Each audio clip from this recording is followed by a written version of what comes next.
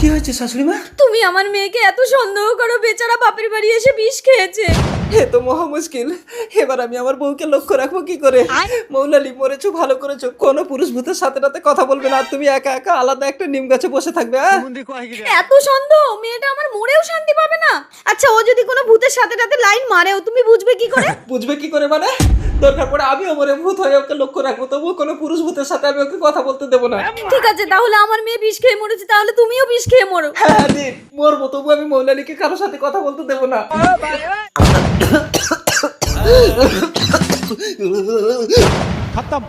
এই মৌলালি, ওট দেখ, শয়তানের বাচ্চাটা মরেছে। মরেছে? হ্যাঁ বাবা, জমদূতার হাত থেকে রেহাই পেলাম।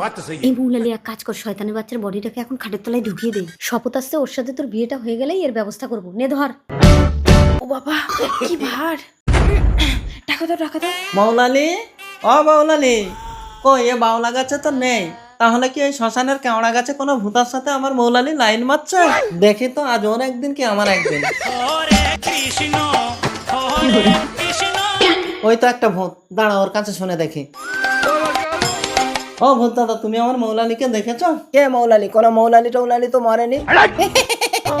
ওরে শালা, তার মানে আমার শাশুড়ি আমাকে চালাকি করে বিষ খাইয়ে মেরেছে। দাঁড়া।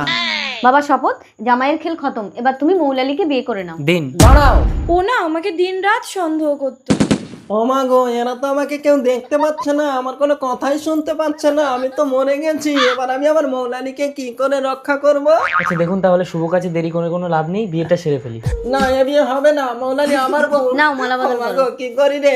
মালা পরাও। আমাকে পরিয়ে দাও। ও মা গো, এ তো আমার বউকে বিয়ে করে নিচ্ছে, একে কি দিয়ে মারবো? লাঠি কোথায়? ওরে শালা, এরা তো আমার বডিটাকে এখনো পোড়ায়নি।